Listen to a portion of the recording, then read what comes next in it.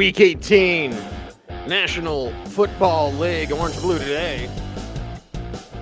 Cecil, Lammey talking about the Denver Broncos, soon to be joined by Andrew Mason. Mason on assignment at UC Health Training Center. Hopefully, he is good to go and not sitting outside on the bench. I am sitting inside, although I was just a little bit cold working on the Jeep in the driveway. Either way, we are here for you, and we're here in Week 18. And what does that mean? We could do a game preview today, and I could go through my 3 keys for beating the Chargers. It's available now at denversports.com. My game plan, which I'm writing today and finishing up, will be out tomorrow, denversports.com. And yeah, there are ways to look at the situation and figure out how you could beat this team. But what truly matters for the Broncos in Week 18? One, everybody stay healthy. First and foremost, that's number one. Everybody stay healthy. And there are certain players, honestly, I don't need to see much from. There are other players I'd like to see more from. And as today's shows goes on, I will tell you about those players. But there's some players that, take, for example, Justin Simmons. Justin Simmons, he's going to go out there, he's going to ball out, he's going to do what he does. I don't really need to see Justin Simmons do a whole lot because we know what he is, we know who he is, we know what he can do. So what does Week 18 mean? And what does it mean for you? As always, our chat room is open here. It's Orange and Blue today. Cecil, Lammey, Andrew Mason joining the program. And Mace, let's start out with that question. What does Week 18 mean to you? Week 18 and you. What does it mean to you? Wow. Yes. You know what? It's the end of another long, strange trip. It's a chance to get some more film on a few guys that you want to see. I mean, look, if I'm managing this game, this is about being able to get a longer look at some players, right? All right. For example, I'm playing Alberto a bunch in this game, right? Mm-hmm. Yep. I'm playing him a bunch. I want to find out what he has. I want to maybe get a look at I want to get a look at Cortland Sutton vertically. He had that catch that was wiped out by a pass interference. I want to see more of that. I want to see if maybe we can use this as an entree to get him back to where he was. Springboard. Back in 2019. Right. Can you use this? On the defensive side, I mean, look, Kareem Jackson, I think you start him because he's going to end up becoming one of 2 guys to start every game. But I'm giving guys like PJ Locke and Delaren Turner yellow look. Okay. I'm looking to give some guys that I'm intrigued by who could be in my future plans longer looks. That's what Week 18 means to me. The scoreboard result, would it be nice to feel good and go out with a win? Yes, absolutely it would. It's been a miserable season. It would be nice to not end the season 0-6 against AFC West foes. Right. But I would argue that is of secondary concern to player evaluation, getting film on guys. That and like you said, a springboard for some players. That's mainly what I'm looking for out of this game. How about you? And same thing for me, because I opened up saying like, hey, Justin Simmons, just stay healthy. Everybody stay healthy. I don't need to see Justin Simmons do a whole lot. I need to see younger players, a Nick Bonito. You mentioned Delaren Turner Yell. Like, I need to see these young players do something so okay, we're good. Let's keep developing. Or, hey, maybe in the draft later on, we're going to go back to the well at the safety position. Maybe we need more help there that we didn't think. I think they need pass rushers regardless of how anybody looks. You always need pass rushers. So, for the young players, it's time to shine out, step up, shine out, shine up, show up, shine out. What am I trying to say here? So show up and show off? That sounds good, right? I mean, it's tune in, turn on, turn up. I mean, whatever. I think, yeah. Okay, there you go. Look at all these people. We got Shane checking in from Tucson.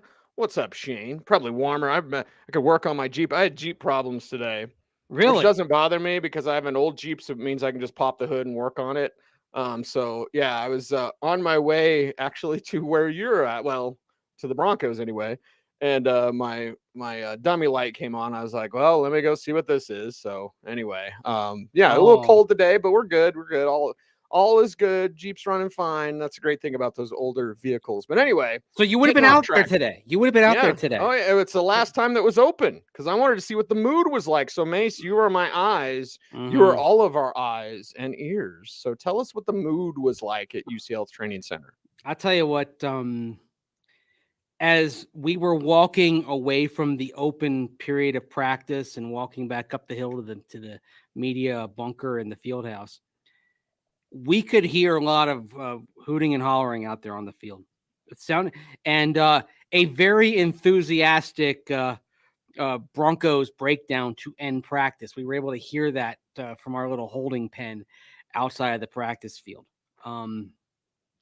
So guys seemed in really good spirits today. Now, some of that is probably just all right. We're toward the end here, right? It's the locker room kind of had even the last day of school vibe, even Right. though the last day is actually Monday when they come in for checkouts Right. for physicals.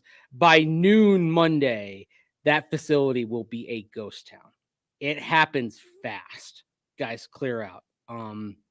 But it doesn't seem like the team is in 1-2-3 Cancun mode. Now, I will mention something that DMAC talked about with Orlando Franklin over on the drive uh, about 45 minutes ago. He did mention that an unnamed player, as Rosberg was about to do his thing, kind of said, "Hey, State of the Union," so a little bit sarcastically. I think if things don't go the Broncos' way early, there may be a little bit of a checkout on this Mm-hmm. game. But here's the thing. If the Ravens lose the early game on Sunday afternoon, Baltimore at Cincinnati, the Chargers have nothing to play for. They're locked in the number 5 seed. So you may see a game where just the talent the Broncos have, because I imagine they will have Russell Wilson playing the full game. The talent the Broncos have may be more for most of this game than the talent the Chargers have out there, and that allows them to win the game. Right. But I think what we'll see, Cease, and it's really interesting, unless the Bengals are blasting the Ravens, the Chargers aren't going to know if this game is one they need to get that 5th seed and play an AFC South opponent in the wild card round instead of most likely Cincinnati in Cincinnati. So because of that, Brandon Staley's probably going to submit his inactive list with the idea that they have to win the game. So that may prevent him from having as many reserves out there as he might like to if it's all salted away for the Chargers, because it might be like 23-13 or something like that in Cincinnati by the time it's 90 minutes before kickoff in Denver, and that may mean he's got to have a lineup that at least at the start is straight up. But if the Ravens do lose, it won't be every starter, but I don't imagine we'll see Justin Herbert for more than a quarter, maybe even a possession. Right. And then give way to Chase Daniel after that. So that is going to affect the kind of game that we see on Sunday too, is who the Chargers have out there. Yeah, who the Chargers have out there? How do the Broncos show up and show off? A lot of other questions about Sutton. And about is Sutton here next year? Chris wants to know that. Like, well, there are opportunities. There would be, and if you're talking about showing up and showing off, show up, show out. Vicky had it. Yeah, there you go. Show up and show out. There you go. If you are doing that, yes, part of that might be to, hey, week 18, remember that? And it'll help a little bit. It's better than having bad film out there. But another big game, you see that Jerry Jeudy taken off the injury report today. Like, I don't think Judy's traded, but you know what? Now you're picking up his 5th-year option. Now you're excited about what else does Jerry Jeudy have, and that could lead you to maybe thinking about trading away a Courtland Sutton. And that's where the film does matter, I think, for Jerry Jeudy in this game, right? Because if he goes out there, puts up a 100-yard game, gets a touchdown, you step back and then you say, well, he's actually putting together the types of numbers that are reflective of picking up the 5th-year option on him. And that leads to a Cortland Sutton decision, perhaps, because you're going to get Tim Patrick back.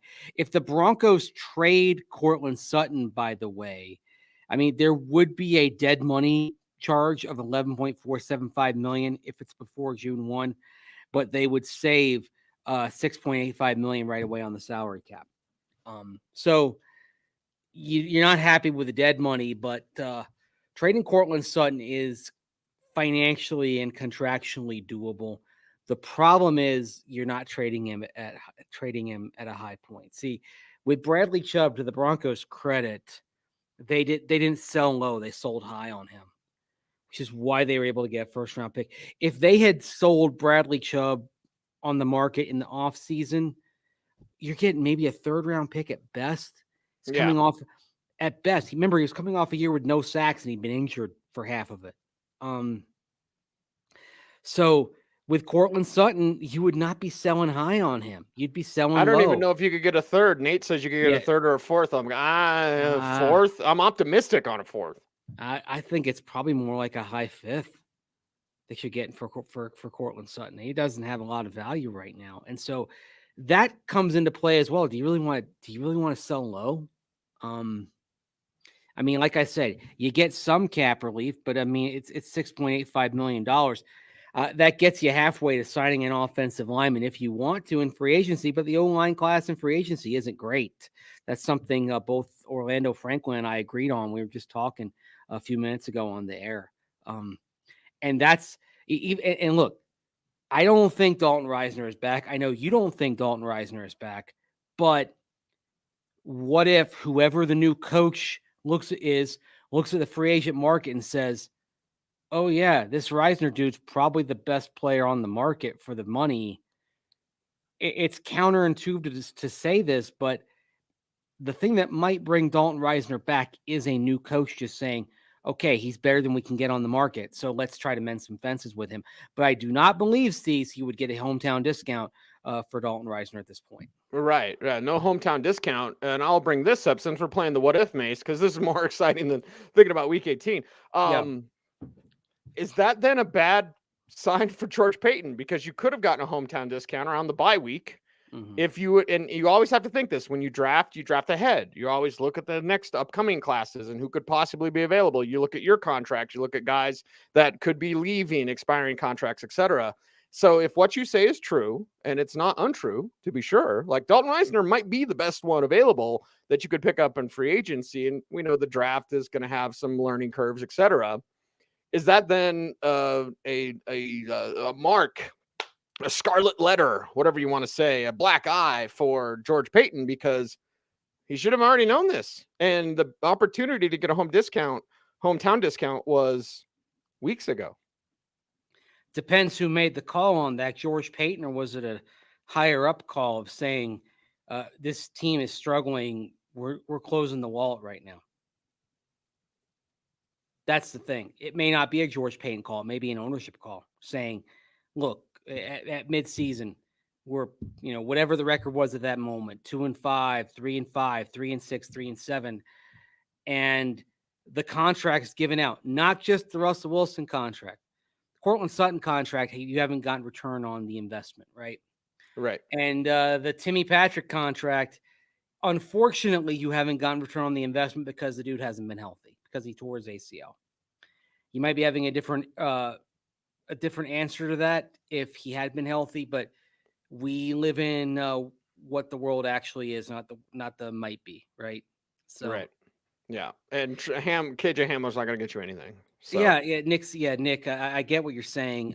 But again, selling low. KJ Hamler does not have value on the market right now because at this point he's perceived as a player that is as likely to be hurt as healthy. So it's just another layer of the last Elway drafts. I mean, boy, we just keep getting logs on the fire of the last couple of Elway drafts just not panning out. Now, some of that is because you trade, for example, a Noah Fant this past year, and the Seahawks exercised a 5th-year option on him. But Yeah, I mean, Ojemudia cut in December. It's yeah. I think the Broncos have done some work to replenish and improve the talent level around the roster. One of the reasons why it maybe isn't obvious is because they had to delve into that reservoir of players. They had backups that were starting, etc. I think they'll be better next season because of that.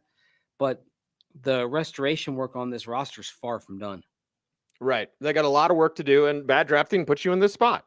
Yeah. Like that's where we're at in covering the Denver Broncos. Like, oh my God, they got so much work to do. What happened? Bad draft after bad draft after bad draft. That's what happens. Okay, like I'll give you an example of a pick.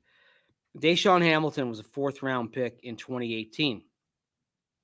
The Broncos picked him because the previous year was Carlos Henderson in the 3rd round of 2017, and he was a bust. So they picked Deshaun Hamilton, and Hamilton shows some flashes, but he also has trouble hanging on the ball, and then he gets hurt. And so because Hamilton has failed to pan out as a slot receiver, then in 2020, you're turning around and you're picking KJ Hamler in the 2nd round, right? And now he can't stay healthy. The Penn State guy. Yeah.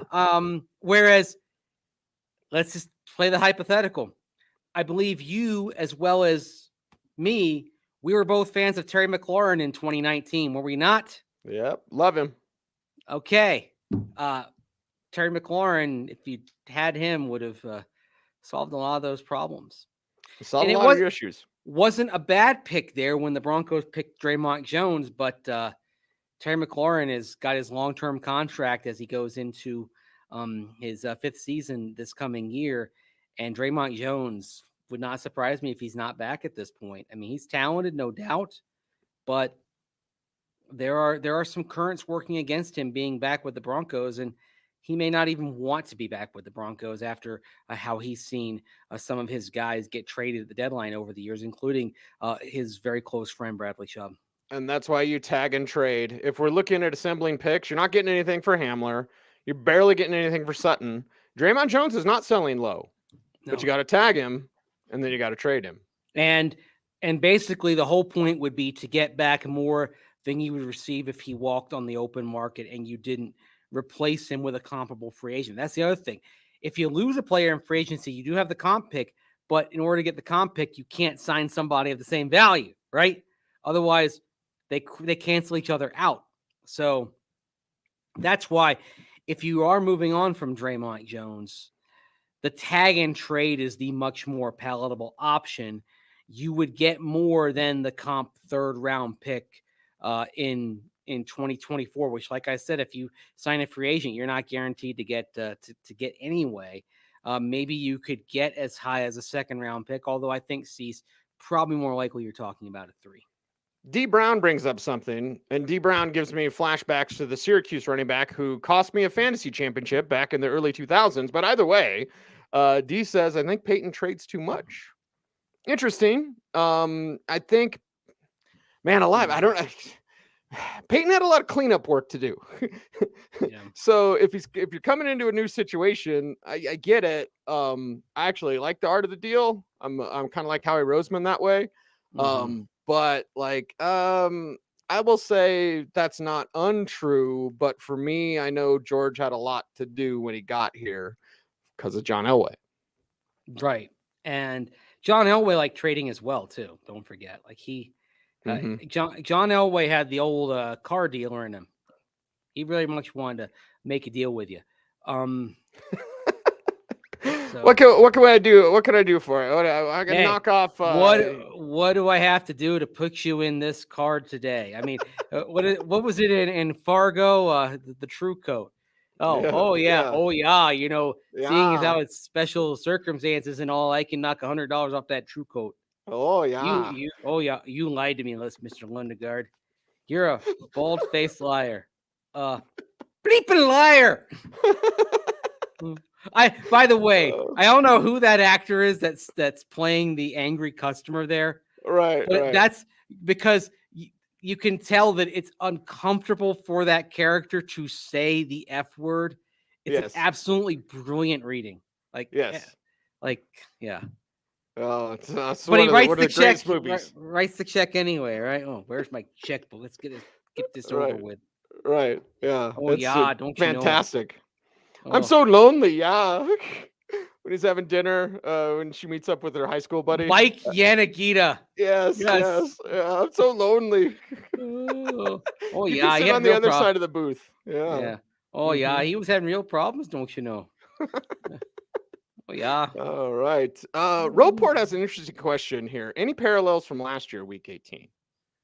I can't Um. really remember last year, week 18. I just know we were, Fangio's Well, done, and got to move on from Drew Lock. Like, actually, Raj, our fearless leader over here at Denver Sports, had an interesting idea for me okay. to look back at other meaningless games to end Broncos seasons, like 5 meaningless games, and I think I may just sit down and write it tonight just for the heck of it.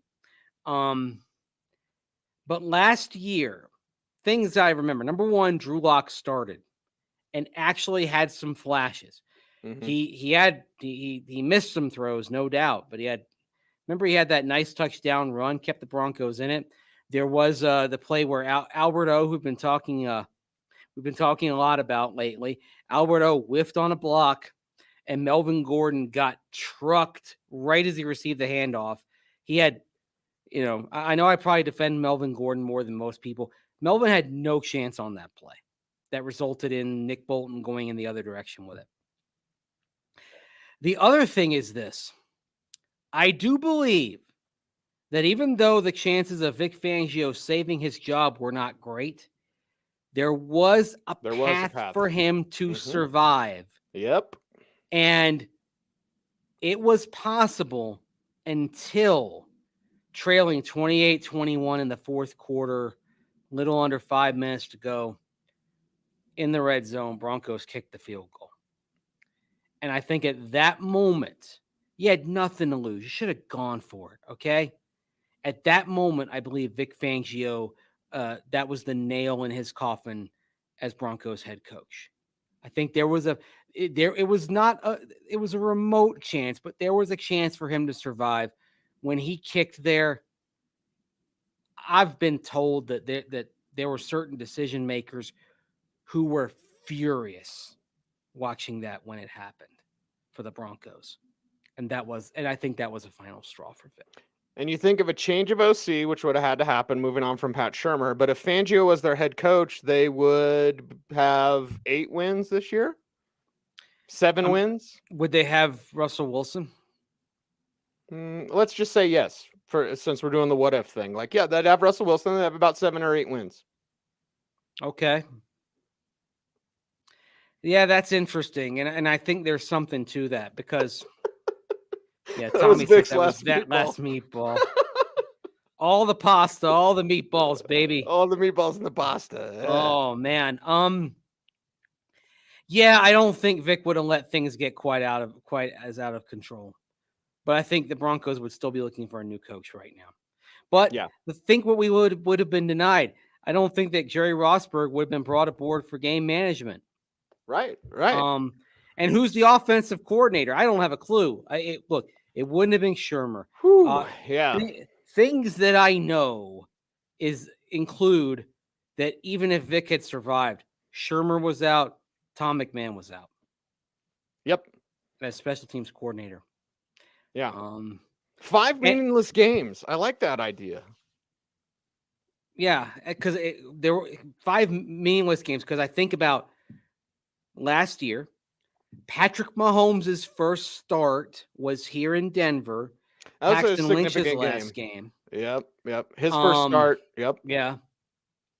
One one that kind of pops in my mind is in 2010, where Jamal Charles ran all over the Broncos as the Chiefs won and the Broncos finished 8-8. This is going in the Wayback Machine, but back in 1990, the Broncos were playing, I believe, the Packers. Okay, and it was that was a miserable season. That the team went 5-11.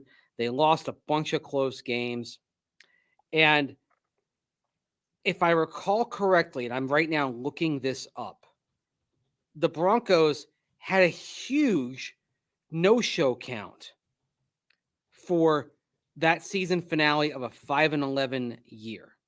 Let me see if I can find it here. Well, maybe I can't find it, but I want to say the no-show count was like 25 or 30,000, and it was a nice day as well. Okay. Yeah, this is great. This is a great show, by the way. You're watching me literally go into my phone. Well, you mentioned last day of school. Yes. So this is like last day of school, even though we did have a question earlier. Was it Roport as well? Asking about like, what's our schedule? Monday through Friday, baby. Like orange and blue today. We're not taking any days off. I mean, Yeah,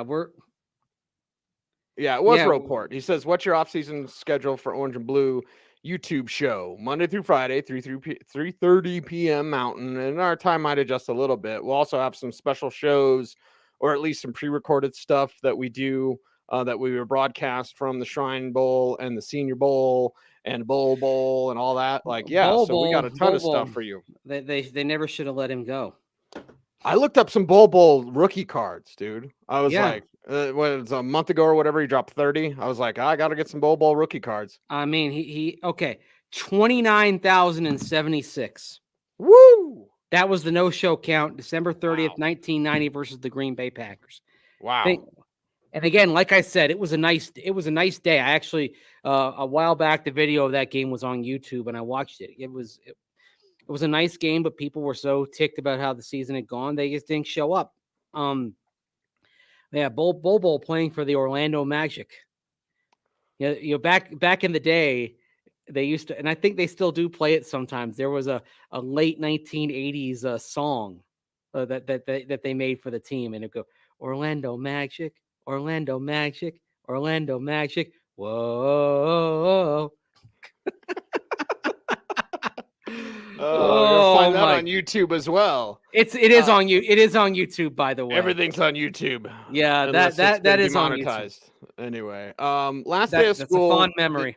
Did you guys do anything special? Because we would have water balloon fights and we'd bring squirt guns to school. We'd usually hide them until lunch and, break them out and start just getting water everywhere. So, yeah, last day of school was always like, don't care, water balloon fights.